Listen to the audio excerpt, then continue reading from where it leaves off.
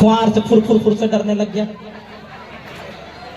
अजीब बात है, नहार गधेड़िए कोलिया पता नहीं किस किस चीजों से जंगल में लड़ने वाला समाज थोड़ी सी फुहार से डर रहा है। मुझे तो तुम्हारे डीएनए पे शक होने लगा है थोड़ा थोड़ा।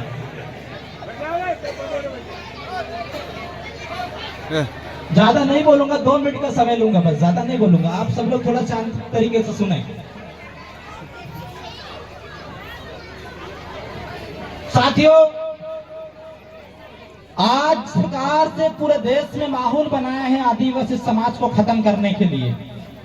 अगर आज हम लोग यहां से नहीं जागे तो मैं आप सब लोगों को बताना चाहता हूं, ये आदिवासी समाज हमेशा हमेशा के लिए खत्म हो जाएगा। आपको ध्यान में रखना है, पार्टी अलग बात है, संगठन अलग बात है, विधायक बनना अलग बात है, सांसद अलग बनना बात है, लेकिन हमारा समाज जिंदा रहना चाहिए। ये समाज जिंदा रहेगा तो सांसद विधायक क्या प्रधानमंत्री बना देंगे। अगर समाज अगर जिंदा खत्म हो गया तो चपरासी नहीं बना पाएंगे। मेरी बात को मैं आप सब लोगों को बताना चाहता हूं। जमीन बचेगी, जमीन बचेगी तो हमारा समाज बचेगा। जमीन खत्म हो गई तो हमारी पहचान खत्म हो जाएगी।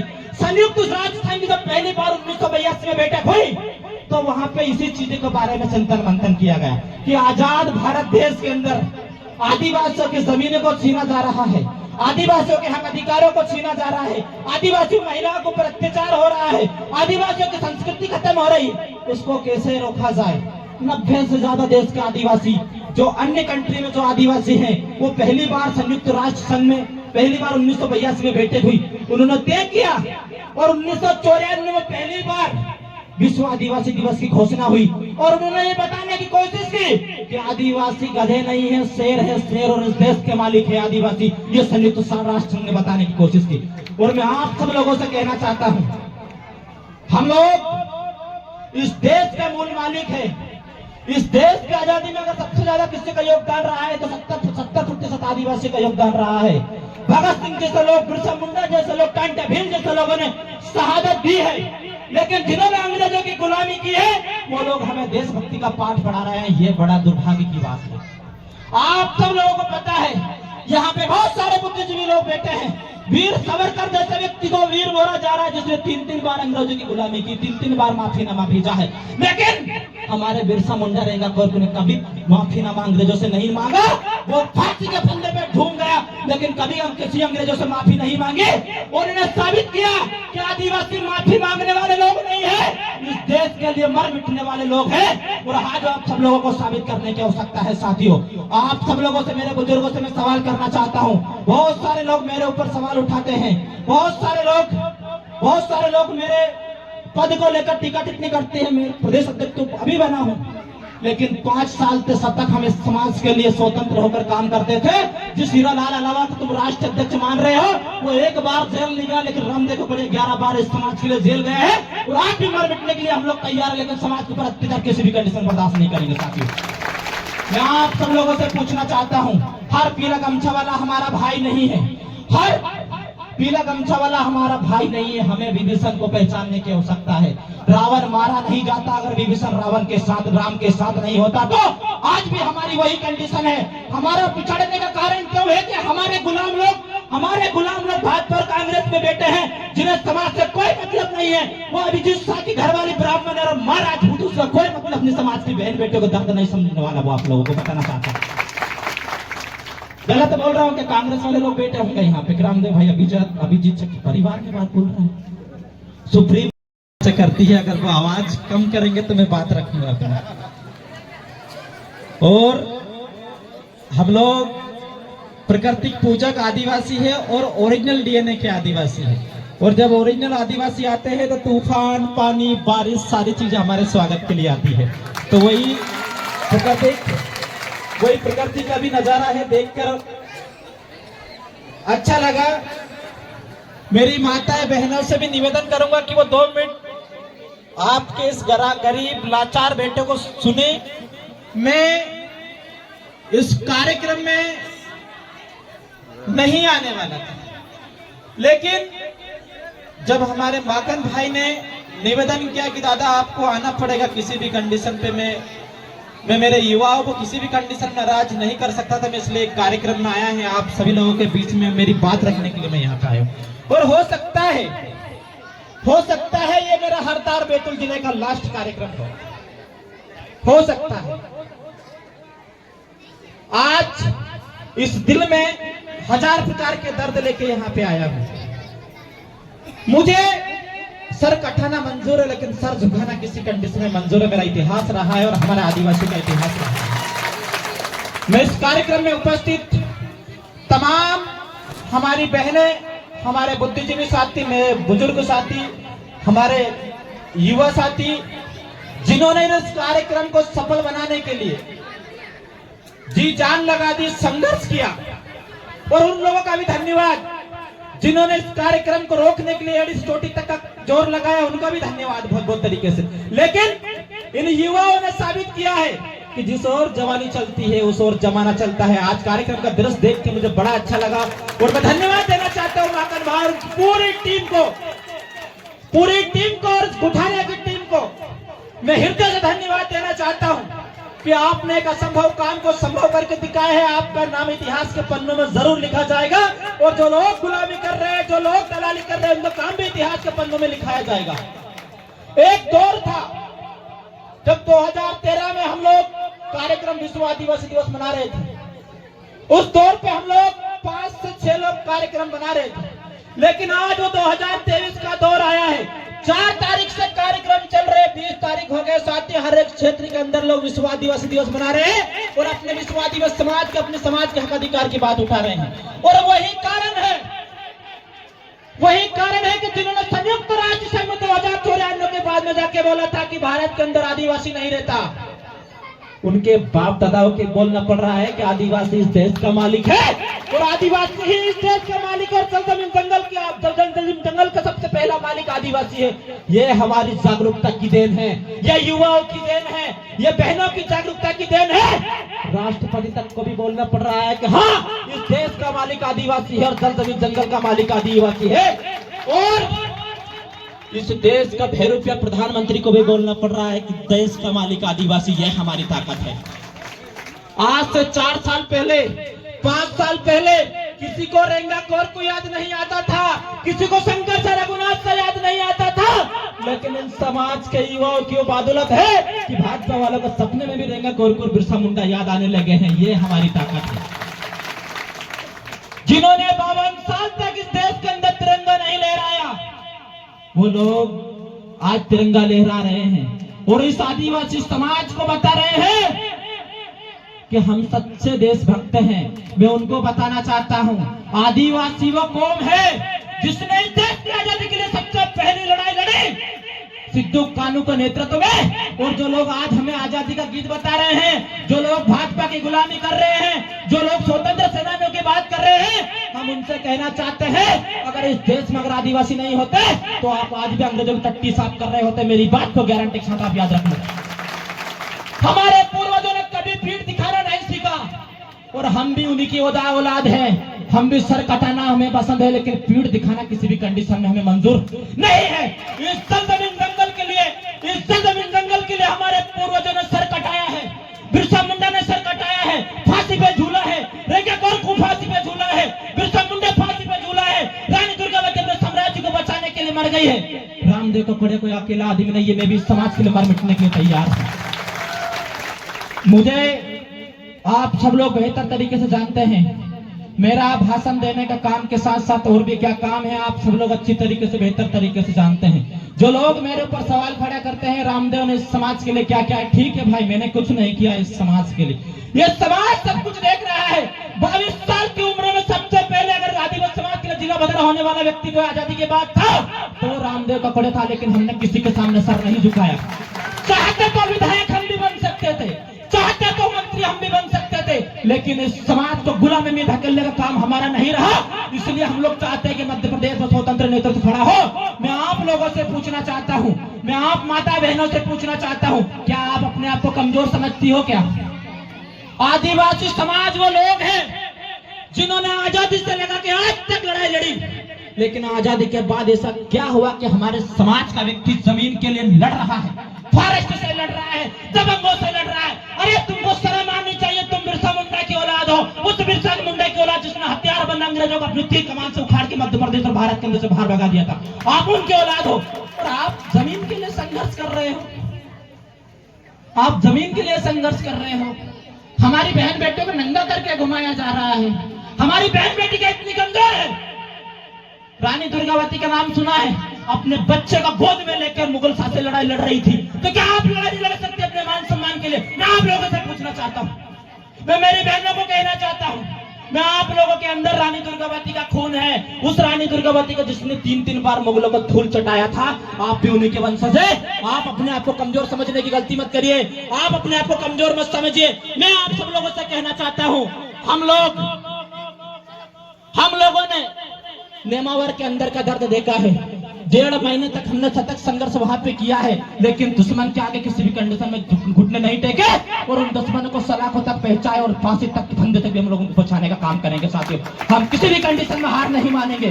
और मैं आप सब लोगों से कहना चाहता हूँ, युवाओं से कहना चाहता हूँ, हमारे रुपेश भाई और युवाओं ने जो काम किया है, मैं उसके लिए एक शायरी मुझे याद आई है कि हर जालिम से टकराएगी वो आंधी बनाऊंगा, कि हर जालिम से टकराएगी वो आंधी बनाऊंगा। भाजपा के भेष में नए अंग्रेज आए हैं, मैं फिर से बिरसा मुंडा बनाऊंगा, मैं फिर से बिरसा मुंडा बनाऊंगा। और हर एक घर से मैं पहले भी बोलता आया हूं कि नेता मेरी नजर में गांडू है, नेता मेरी नजर में गांडू है। मैं नेता बनना भी नहीं चाहता और न नेताओं का मैं कभी समर्थन करता हूं। आप सब लोगों ने बेहतर तरीके से देखा है, इस राटामाटी क्षेत्र का उदाहरण आपके पास में मौजूद है। 75 साल हो गए तो देश की आजादी के, और हमारे लोगों को सांसद विधायक अंड संड पता नहीं बनते बनते, लेकिन क्या हमारे लोगों की जमीन उनको मिलाई थी क्या? कांग्रेस भाजपा के लोगों ने दिलाई थी क्या? कौन लोगों ने राटामाटी की जमीन दिलाई? आप सब लोगों ने बेहतर तरीके से जानते हैं। और मैं आप सब लोग वहां के गवाह हो, देखने वाले हो कि जब आदिवासी संघ में उतर जाता है तो किसी माइक लाल की औकात नहीं कि आदिवासी को रोक दे। हमने 4 दिन के भीतर राधा स्वामी संस्था को उखाड़ के फेंक दिया था। वो राटामाटी के लोग मौजूद है, ये हमारी ताकत है। मैं आप सब लोगों से कहना चाहता हूं कि अपने आप को कमजोर मत समझिए। मैं युवाओं से कहना चाहता हूं कि आप आने वाली समाज के, नई पीढ़ी के, इस अंतिम समाज के अंतिम लड़ाई लड़ना है आप सब लोगों को। क्योंकि अगर हमने आज लड़ाई नहीं लड़ी तो कल से कोई और हमारी बहनों को नंगा करके घुमाएगा, कल कोई और हमारे भाइयों को पेशाब करेगा, कल कोई और हमारी बहनों को नोचेगा। लेकिन आपको बताना है, आदिवासी होने का कोई अधिकार नहीं है।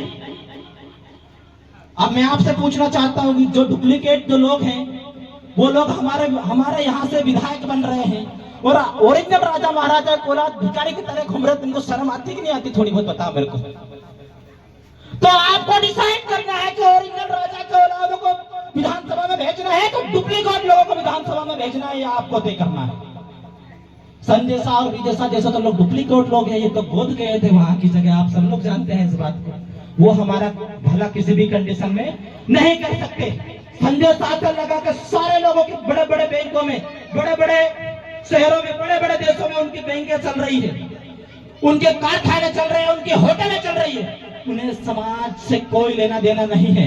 आप सब लोगों को बताना चाहता हूं, हमें ऐसे लोगों को विधानसभा लोकसभा में भेजना पड़ेगा जो हमारे दुख दर्द को समझे, हमारी बहन बेटों के मान सम्मान की लड़ाई लड़े। ऐसे लोगों को हमें विधानसभा लोकसभा में भेजना पड़ेगा। साथियों, आप सब लोगों को प्रण करना है, आप मेरी माता बहनों को भी प्रण करना है कि अगर कोई भेड़िया आपकी तरफ आग उठाने की कोशिश करे तो गर्दन काट देना, रामदेव निपट लेगा, चिंता मत करना, या हजारों युवा निपट लेंगे।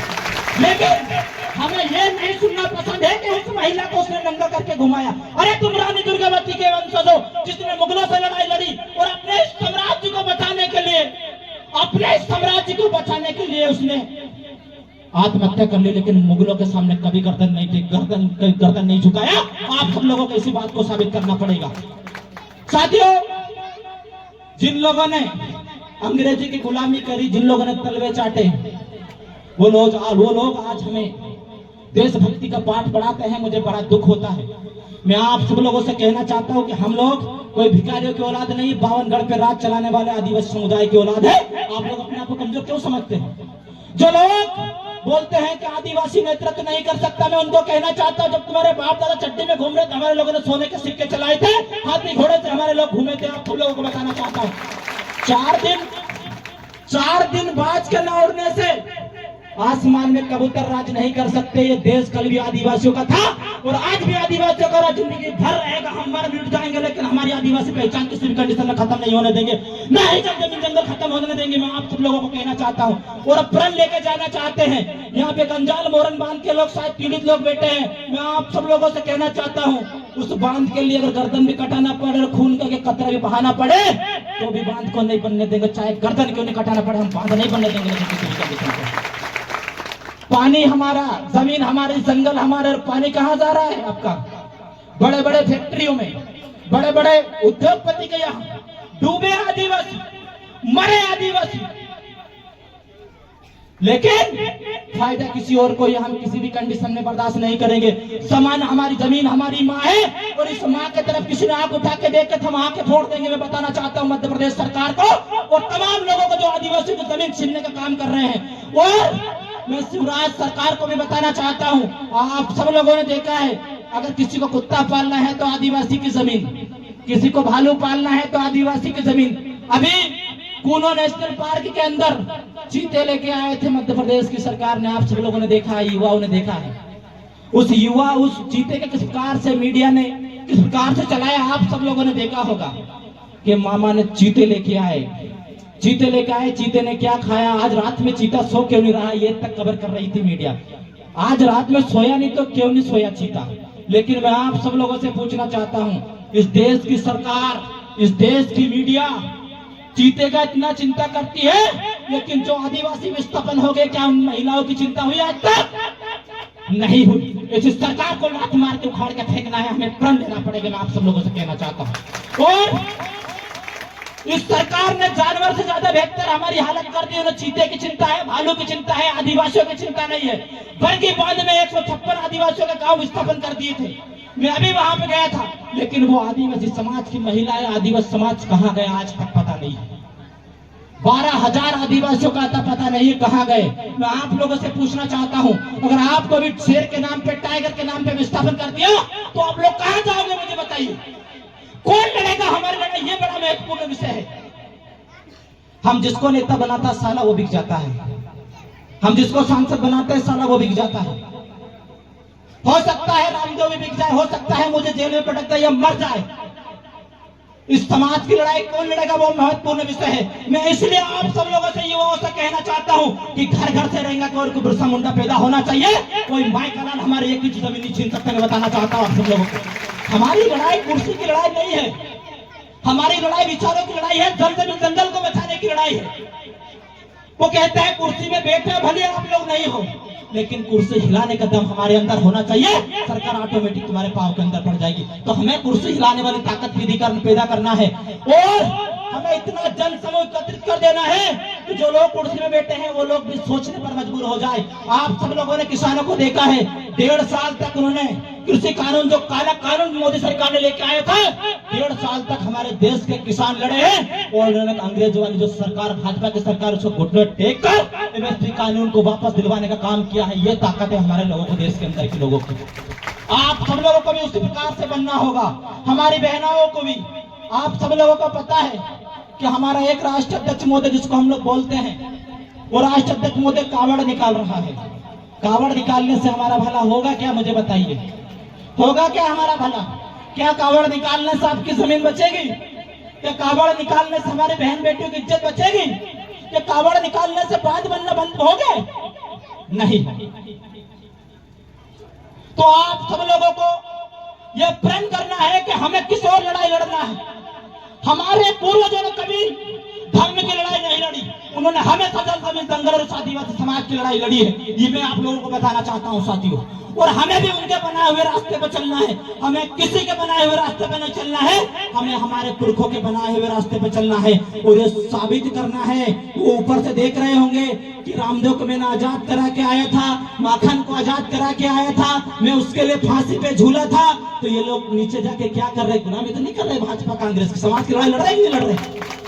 ये जब वो देखेंगे तो मैं बताना चाहता हूँ, शायद दूसरे का नाम नहीं लूंगा, लेकिन जब बिरसा मुंडा और ट्रेक होगी, जब ऊपर से देख रहे होंगे तो वो सबको जरूर देखेंगे, लेकिन रामदेव को कभी गुलामी करते नहीं देखेंगे। भले मुझे मर के ऊपर उनके साथ चले जाना पसंद है, लेकिन मैं गुलामी नहीं करूंगा किसी भी पार्टी की। और आप सब लोगों को बताना चाहता हूँ, हमारे अंदर वो ताकत है, हमारे अंदर वो जुनून है। अरे हमने अंग्रेजों की गुलामी नहीं की। भाजपा, कांग्रेस, आरएसएस के लोग क्या है?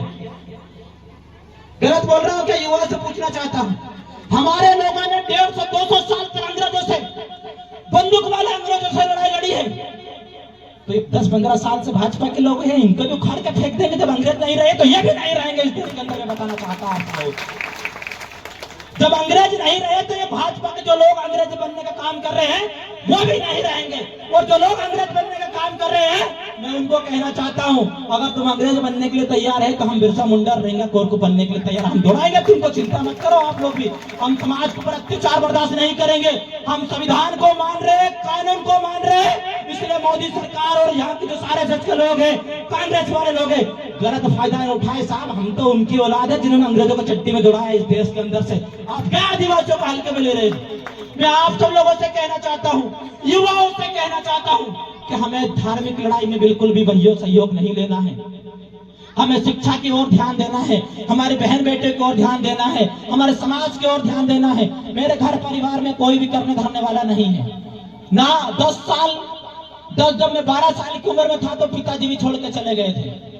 जब से मैं इस समाज के हो, मेरा भी घर बार है, परिवार है, लेकिन मैंने उस घर परिवार की कभी चिंता नहीं की। मैं हमेशा बिरसा मुंडा को पढ़ता था, मैं हमेशा रेंगा कोर को पढ़ता था कि जब ये लोग अपने घर परिवार को छोड़ के समाज की लड़ाई लड़ सकते हैं, गुलाम भारत देश के अंदर, तो हम आजाद भारत देश के अंदर समाज की लड़ाई नहीं लड़ सकते क्या?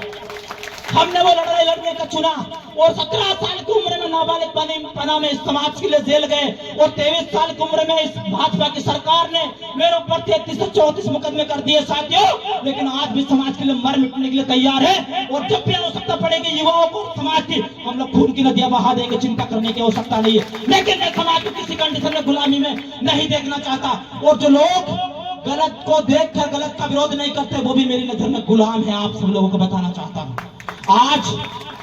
आज हरदा के अंदर बहुत सारे, एक व्यक्ति ने पोस्ट किया था कि कोई देवास जिला का दिहाड़ी मजदूर है जो हरदा की जेल को खत्म करना चाहता है। मैं हमेशा समाज के सामने सत्य लेके आता हूं। मैंने बोला हूं कि हो सकता है ये मेरा हरदा और बैतूल के अंदर लास्ट कार्यक्रम हो, लेकिन जो लोग बिना गमछा ओढ़ के इस समाज के युवाओं को गुमराह करते हैं, समाज के बहन बेटे गुमराह करते हैं, उनको तो यहाँ के मंच से, मैं दिल्ली के मंच से भी बोलूंगा कि आप गद्दार हो, आप गुलाम हो और आप इस समाज को गुलामी को ले जाना चाहते हो। हम बर्दाश्त नहीं करेंगे। मुझे गुलामी किसी कंडीशन में बर्दाश्त नहीं है।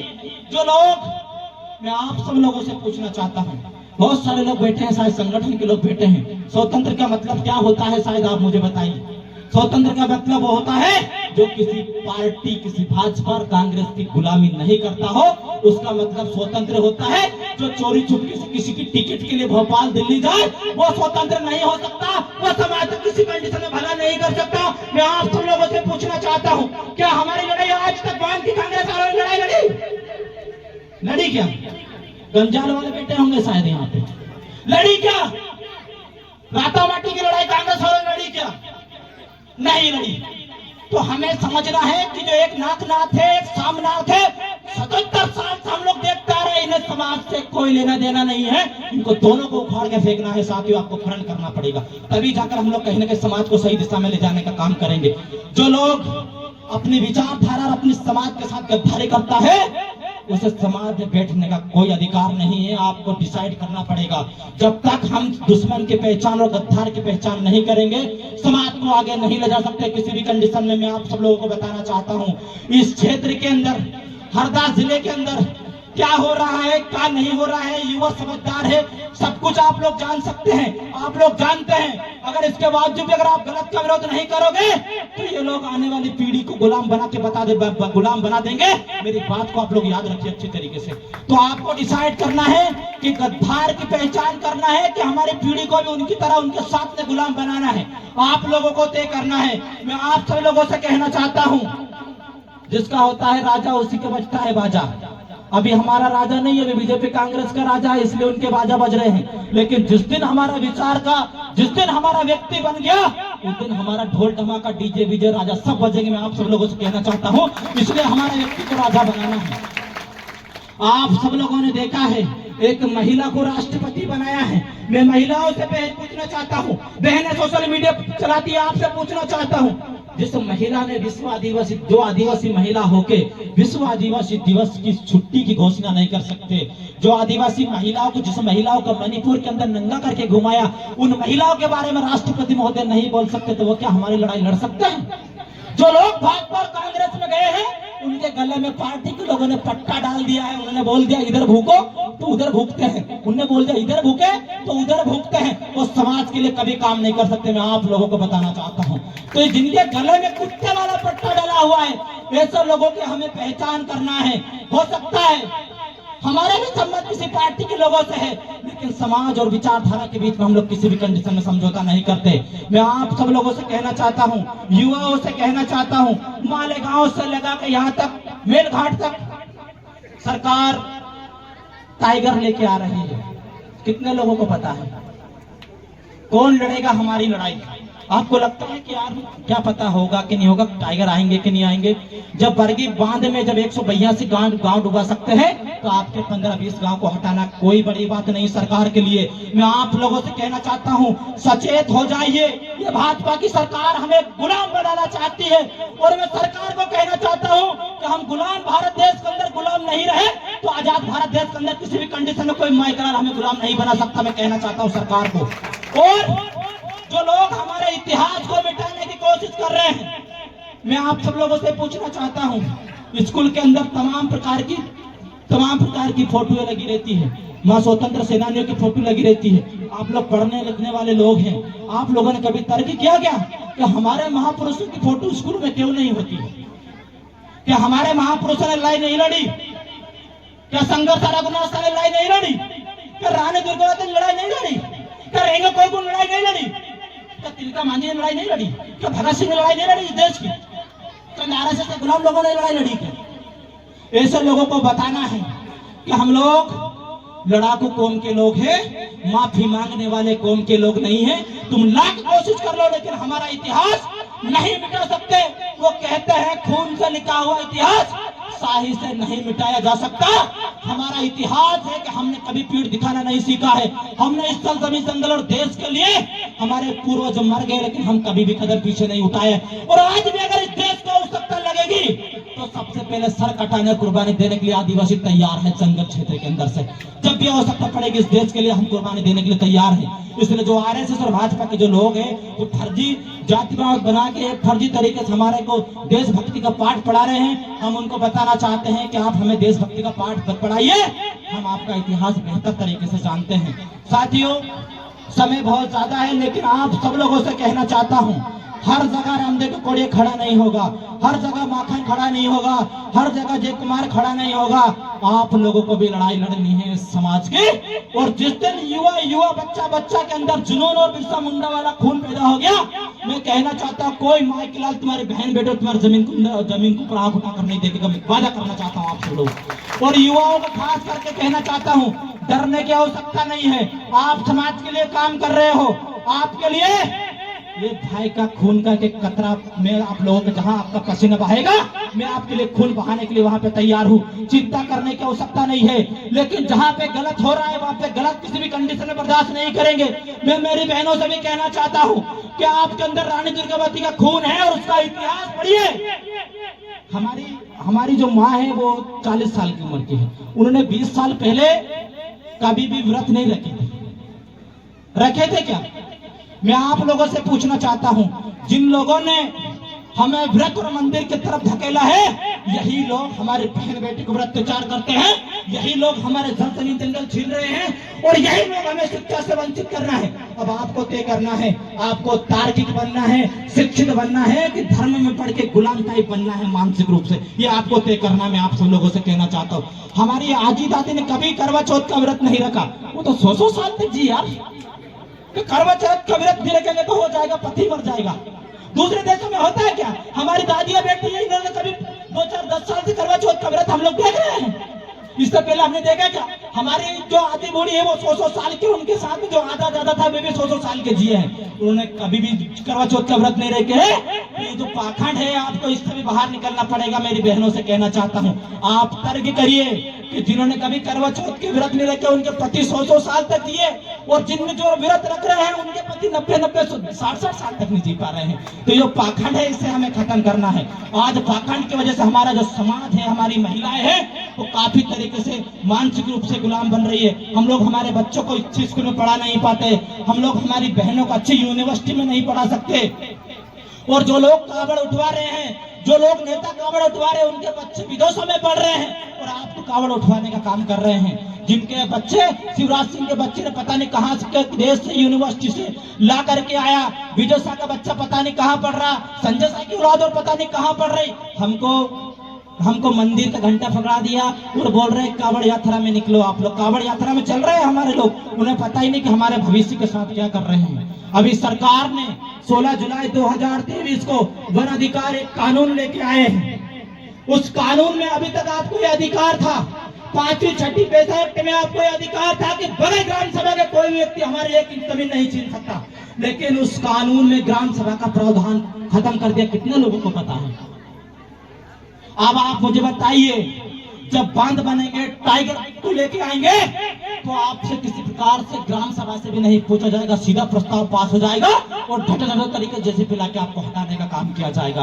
आपको कल्पना करना पड़ेगा, हमारे ऊपर तलवार लटक रही है, हमें गुलाम बनाने की कोशिश किया जा रहा है। हमें लड़ने की आवश्यकता है और लड़ना पड़ेगा, और अगर नहीं लड़े तो मरने के लिए तैयार हो जाओ। मैं आप सब लोगों से कहना चाहता हूँ, 2-4-10 साल ज्यादा हम लोग नहीं जी सकते। ये सरकार नक्सलवादी के बोल मार देगी, आतंकवादी के मार देगी। छत्तीसगढ़ के अंदर कांग्रेस की सरकार है, वहां पे जल जमीन जंगल की आवाज उठाने पर आदिवासियों को गोली मारा जा रहा है। आपको पता है? गोली मारा जा रहा है, बहनों का बलात्कार करके उनको नक्सलवादी कपड़े पहना के उनको गोली मारी जा रही है। ये देश के अंदर आदिवासियों के साथ हो रहा है। तो आप सब लोगों को कल्पना करना पड़ेगा। ऐसा नहीं कि रामदेव ने बोला इस कान से और इस कान से निकल लिए, ऐसा नहीं होना चाहिए। मैं युवाओं से कहना चाहता हूं, पहले भी कहा हूं, हर एक भाषा में बोलता हूं कि आप इस समाज के भविष्य हो, आप इस समाज के भगवान हो। आपने अगर इस समय अगर लड़ाई नहीं लड़ी समाज की, तो समाज गुलाम हो जाएगा। मैं आप सब लोगों से कहना चाहता हूं, इसलिए आप सब लोगों को लड़ाई लड़ना है।